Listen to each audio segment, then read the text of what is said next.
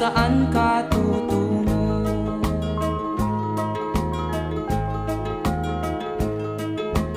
At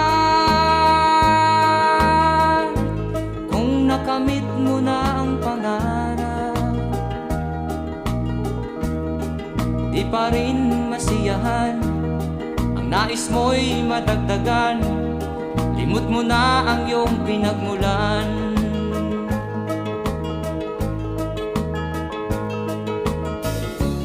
Bakit nga ba ganito? Ang tao'y walang kasiyahan.